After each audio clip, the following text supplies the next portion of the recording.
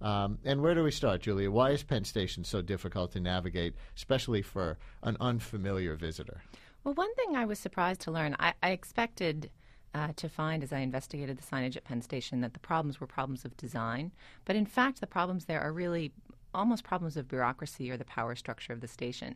The station has three main tenants, Amtrak, New Jersey Transit, and Long Island Railroad, and each of those tenants manages its own signs independent of the others. There's some occasional ad hoc collaboration among them, but there's no one person at Penn Station whose job it is to think about how a new visitor to the station will navigate the entire thing.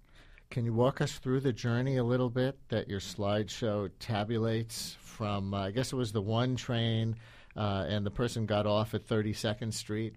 Sure. So to kind of demonstrate some of the issues with signage at Penn Station, I produced this slideshow of a traveler starting at Houston Street on the 19 line, the one line now, and trying to get to Amtrak, to a train to Washington. So when she gets off the train at 34th Street, she sees a sign for Penn Station. That seems promising. Then she sees an old mosaic sign directing her to Pennsylvania Station, which seems right, but also an old mosaic sign. Is it, you see old mosaic signs for the IRT. Is it still up to date? A little further down the platform, it's confirmed by a sign in the current subway signage. So she thinks, okay, great, I'm going in the right direction. Heads down the stairs, comes to a weird hallway that has no signage at all and looks sort of dim and grim. Eventually finds herself out through the turnstiles in the main lower concourse of the station.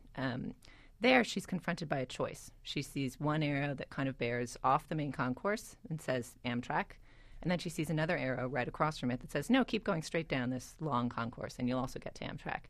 She says, okay, I'll keep walking straight. From there, she passes 5 or 6 signage points in the same style of signage, so she's kind of keeping an eye out for this particular signage system that she's been following.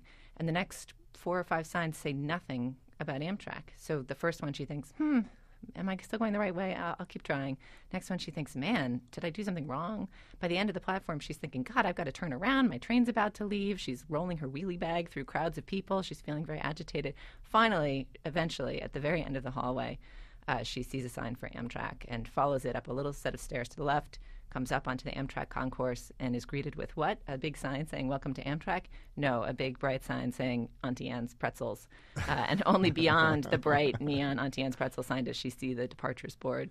And only because the departures board is there. Otherwise, she's running into New Jersey Transit signs that I think are a little more prominent. Listeners, we have a few minutes for this. If you want to call in with your Penn Station signage horror stories or anything that would improve the Penn Station experience, 212-433-WNYC, 433-9692. Anyone out there who likes the fact that you know every nook and cranny of Penn Station and other people don't? Anyone who goes and hangs out in the Long Island Railroad branch and hope people just ask you for directions to NJ Transit, give us a call. Any Penn Station stories, especially getting lost in Penn Station or signage, 212-433-WNYC, 433-9692.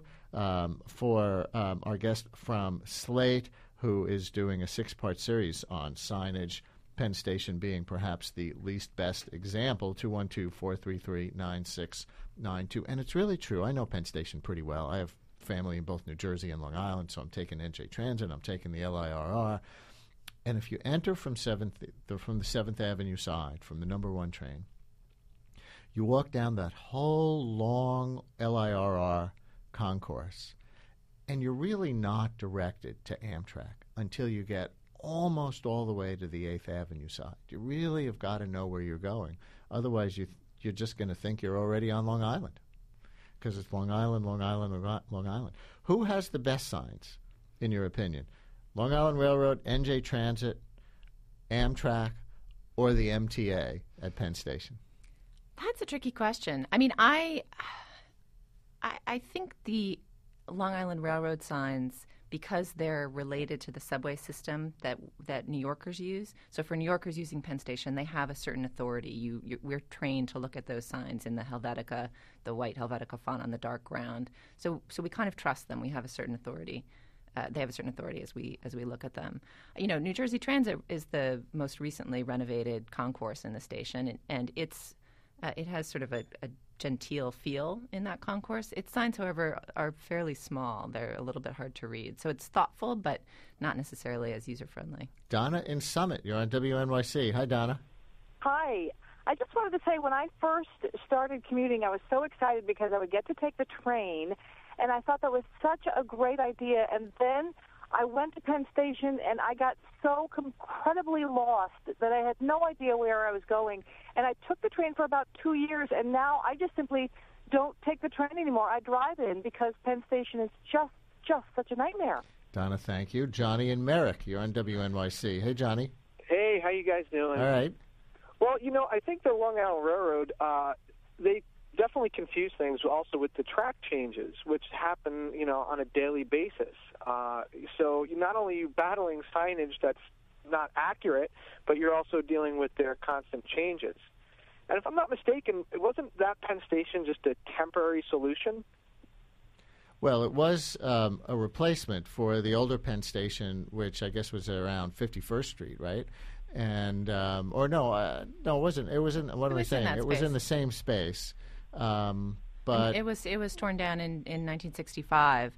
And I'm not sure the exact evolution of this station, but I think a real problem with the signage here, one contributor, is nobody thinks of this as a permanent solution. There have been multiple plans on the books for more than a decade now for various tenants to move out, to move across the street to the Farley building. They're forever in flux. It's unclear whether they're ever going to happen, but I think there's a constant sense or an underlying sense. Anyone who wanted to say, I'm going to get these folks together and make a system that works. So to Johnny's point, it's temporary, whether or not it was intended to be temporary. Right. Richard in Brooklyn, you're on WNYC. Hi, Richard. Hi there.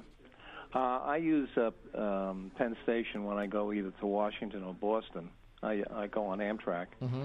And I got off the train in January, the Acela, from Washington, and I guess I took the wrong exit or something, and I wound up someplace. I was very confused. It was all Long Island Railroad stuff, and I kept on asking people, where is the Amtrak lobby or whatever you call it? And everybody gave me different directions. I literally spent a half an hour trying to find my way out. Oh, dear. Thank you for your call. I'm sorry for your pain. And, it has other problems, too. Going from the one train, like we were talking about, to Amtrak feels like miles of dingy, low-ceilinged hallways. And so it's no wonder that our original caller, Lorraine from Port Washington, who inspired the segment, along with your article, said that she feels angry when she gets through it. Well, I think that last caller actually had a really interesting point, that one of the fundamental problems at Penn is the architecture.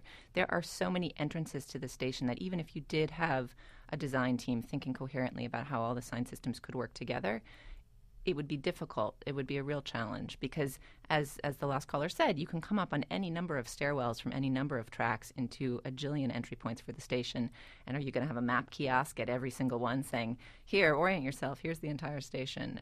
So figuring out where to put that information would be difficult. There's a job called Wayfinder, which is not the person who stands there and says, track 23 this way. I guess that's the official title of people who think about signs, and you wrote about them in your series. Yeah, folks who do directional signage and who work on signage of this sort call what they do wayfinding design because they're helping you find your way through complicated spaces. It's a term that dates back to the 1960s, and it's what the professionals call what they do. And you can tell when a team of wayfinders has thought carefully about a space that you're in because they map through what kind of journeys might there be in the station, what might someone want to do, and where are the decision points, where do corridors intersect, where someone might think, where do I go from here? And they map out where they'll put signs to help you, to reassure you so that you don't feel anxious. The word reassurance comes up all the time when you talk to wayfinding designers. I spoke to very few who didn't use it. They're interested in alleviating your anxiety, helping you feel better about where you're going. So what else do you hope to look at in the Slate Sign series? What sort of examples have you seen of a sign design that got things right? Well, on Thursday I'll be looking at a series of signs in London that's a set of map kiosks on the street that's trying to help people walk more.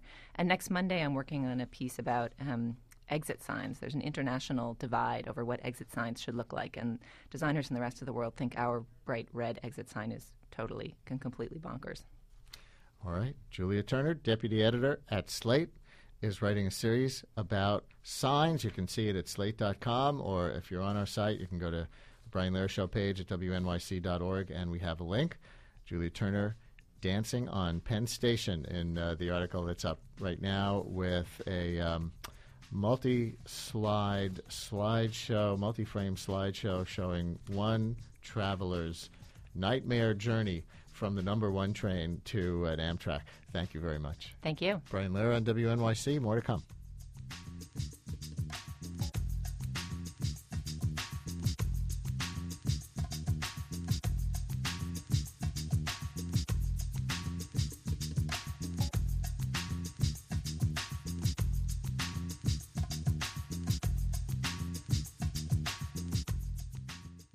Thanks for listening to WNYC On Demand. Please check out our other programs at WNYC.org or on iTunes. This free service is made possible by our listeners. Become a member of WNYC today.